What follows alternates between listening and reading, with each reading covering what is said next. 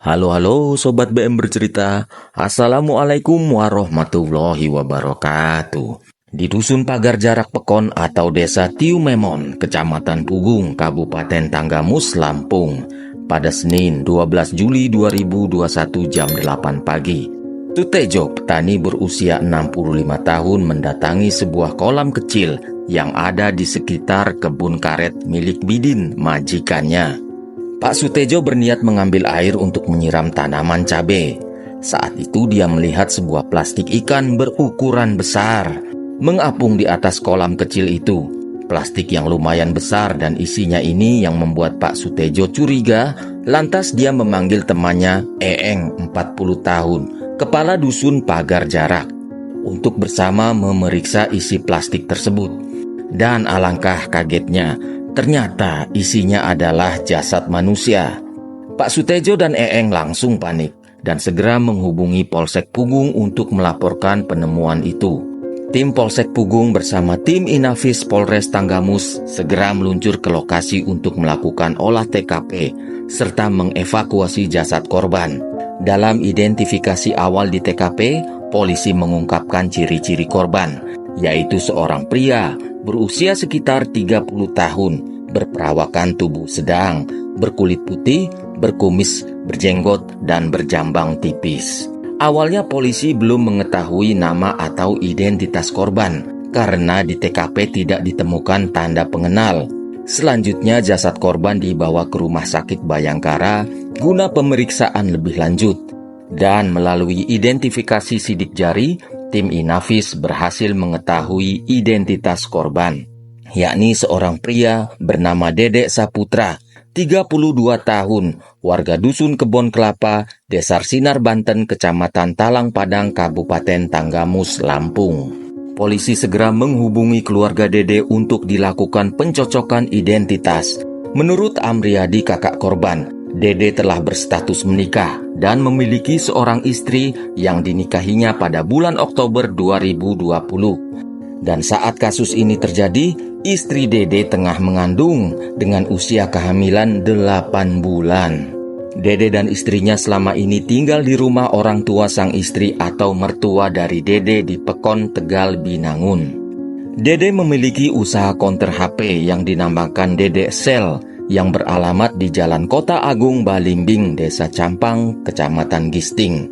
Selain itu, Dede juga mengajar di sebuah sekolah dasar di daerah Pekon, Tegal, Binangun bersama sang istri sebagai guru honorer. Masih menurut keluarganya, Dede dikenal sebagai pribadi yang pendiam dan selalu mengalah, yang membuatnya hampir tidak mempunyai musuh. Pernah suatu hari sebelum kasus tragis ini, Dede pernah mengalami pembegalan di daerah Kabupaten Pesawaran. Dan pada saat itu Dede lebih memilih untuk menyerahkan motor serta barang-barang berharganya tanpa ada perlawanan sedikit pun. Dengan informasi bahwa korban pernah dibegal, awalnya ada dugaan bahwa hilangnya nyawa korban mungkin karena pembegalan yang berujung penghilangan nyawa. Karena memang motor dan barang-barang berharga milik korban juga hilang, tidak ditemukan di TKP. Diketahui bahwa di malam sebelum ditemukan tewas, yaitu hari Minggu malam saat pulang dari toko sekitar jam setengah 12 malam, Dede berencana menginap di rumah orang tuanya di daerah Pekon Sukarame, Kecamatan Talang Padang. Tetapi malam itu Dede tidak pernah tiba di rumah orang tuanya, sehingga mereka berpikir Dede tidak jadi menginap dan sudah pulang ke rumah bersama istrinya. Sampai akhirnya orang tua dan keluarga Dede mendapatkan kabar yang memilukan dari pihak kepolisian bahwa Dede ditemukan sudah tidak bernyawa. Tentu saja keluarga sangat syok dan terpukul serta bertanya-tanya apa yang sebenarnya terjadi padanya. Dari hasil otopsi di Rumah Sakit Bayangkara Bandar Lampung diketahui bahwa ada puluhan luka tusukan dan 4 lubang tusukan yang menembus jantung yang mengakibatkan korban kehilangan nyawa. Ditambah lagi luka bacok di bagian kepala. Dari hasil penyelidikan diduga ada usaha dari pelaku untuk menghilangkan jejak kejahatannya dengan membuang tanda pengenal dan baju yang dikenakan oleh korban Dede pada saat kejadian. Polisi mewawancari beberapa saksi, mengumpulkan barang bukti dan olah TKP.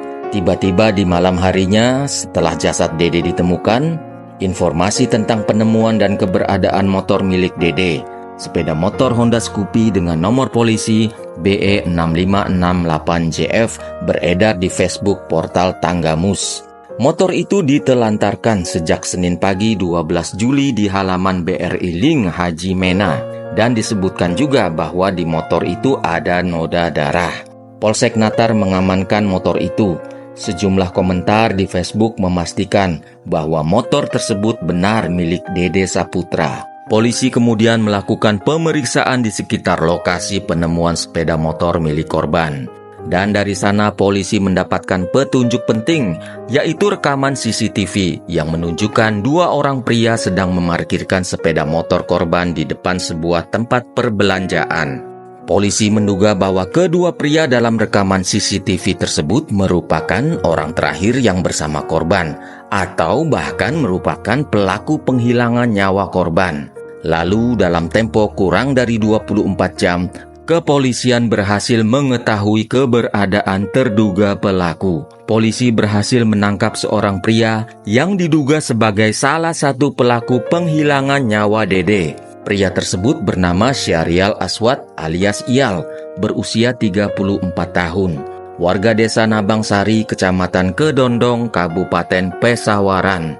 Iyal ditangkap di daerah tempat tinggalnya oleh tim TKAP 308 Polres Tanggamus dan 308 Polres Pugung. Dengan tertangkapnya Iyal, polisi berhasil mengetahui identitas dari terduga pelaku lainnya yang ada dalam rekaman CCTV. Dia adalah Bakas Maulana Yuzambi alias Alan, 23 tahun, warga Kecamatan Talang Padang, Kabupaten Tanggamus. Alan ditangkap di Pekonlua, Kecamatan Talang Padang, Tanggamus. Polisi menggiring keduanya untuk melakukan pencarian barang bukti yang disebut mereka buang di Sungai Sumanda untuk menghilangkan jejak. Tapi saat pencarian barang bukti, keduanya berusaha melarikan diri, sehingga dilakukan tindakan tegas terukur di bagian kaki kedua penjahat ini. Kedua pelaku dibawa ke Polres Tanggamus untuk dilakukan interogasi lebih lanjut. Kepada penyelidik, pelaku Maulana Yuzambi alias Alan, 23 tahun, mengaku bahwa dirinya merasa kesal karena sering dibohongi oleh korban Dede. Korban sering ingkar janji. Korban janji akan bayar tinggi sekali kencan. Tapi setelah selesai, korban hanya memberikannya Rp300.000.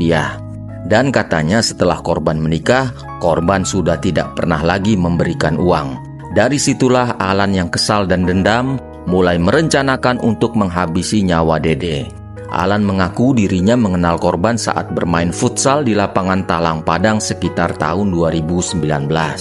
Saat itu korban sering nongkrong di lokasi tersebut karena pemilik futsal adalah rekan korban. Kemudian pada awal tahun 2020, Alan dan Dede mulai intens berhubungan saat Alan ingin menukar HP miliknya. Alan ingin menukar HP lamanya dengan HP baru di konter milik Dede. Alan akan menambahkan uang selisih dari penukaran HP itu. Tetapi saat itu korban menolak uang tambahan dari Alan dengan syarat mengajak Alan untuk pacaran atau berkencan. Alan mengatakan awalnya ia menolak berpacaran dengan korban. Namun karena selalu dijanjikan uang terus-menerus, Alan mengaku tergoda. Hingga akhirnya ia mau menjalin hubungan sejenis dengan korban.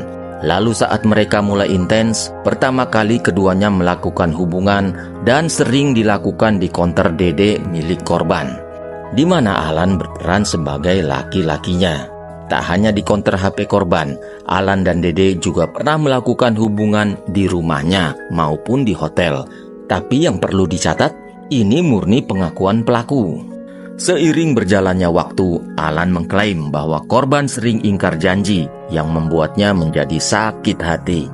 Hingga akhirnya peristiwa penghilangan nyawa pun terjadi, yaitu pada Senin 12 Juli 2021. Di mana hari itu Alan menghubungi Syahrial Aswad alias Iyal, 34 tahun, menceritakan tentang kekesalannya kepada Dede yang sering ingkar janji akan pembayaran sebesar Rp500.000 setiap berkencan. Namun korban malah hanya membayarnya sebesar Rp300.000, dan ingkar janji tersebut dilakukan secara berulang-ulang kali oleh korban yang membuat Alan kesal, sehingga berencana menghilangkan nyawa korban. Mendengar curhatan dari Alan membuat Iyal ikut menjadi kesal terhadap korban. Pasalnya, Iyal mengaku bahwa dulu dia juga sering dikecewakan oleh korban terkait pembayaran usai berkencan. Iyal pun dengan kesadaran penuh mendukung Alan dan mau terlibat dalam penghilangan nyawa Dede. Alan dan Iyal mulai menyusun rencana untuk menjebak korban, yaitu dengan cara Alan membuat janji bertemu dengan korban. Setelah itu, siang sebelum kejadian, Alan menjemput Iyal dari Bandar Lampung menuju TKP. Iyal diturunkan di dekat gubuk untuk bersembunyi. Kemudian Alan menjemput korban Dede, tidak jauh dari konter HP. Mereka berkendara menggunakan 2 motor menuju gubuk. Setibanya di gubuk milik warga di Dusun Kebumen Pekon, Banjaragung, Alan dan Dede melakukan hubungan. Setelah selesai seperti biasa, korban hanya membayar 300.000 dari janjinya 500.000 rupiah. Hingga terjadilah perselisihan di antara keduanya. Dalam cekcok tersebut, Alan yang sudah emosi lantas mengambil pisau yang disiapkannya dan langsung menyakiti korban beberapa kali di bagian dada. Bersamaan dengan itu, Iyal yang sedari tadi bersembunyi langsung datang dan mulai memukul kepala korban menggunakan batu, hingga korban kehilangan banyak cairan merah dengan luka-luka yang parah, sampai kehilangan nyawa di tempat kejadian. Untuk menghilangkan jejak usai memastikan korban meninggal, Alan mengambil plastik ikan yang telah disiapkan di jok motor dan kembali ke TKP untuk membungkus tubuh korban. Setelah itu, Alan dan Iyal membawa jenazah korban menggunakan sepeda motor korban dan membuangnya di tempat penampungan air yang berjarak sekitar 1,5 kilometer dari gubuk TKP penghilangan nyawa korban. Setelah membuang jasad korban, HP serta uang milik korban yang berjumlah 1 juta diambil, dibagi rata. Selanjutnya kedua pelaku menuju Talang Padang, di mana Iyal membawa sepeda motor korban dan menunggu di pemakaman kota Raja Talang Padang.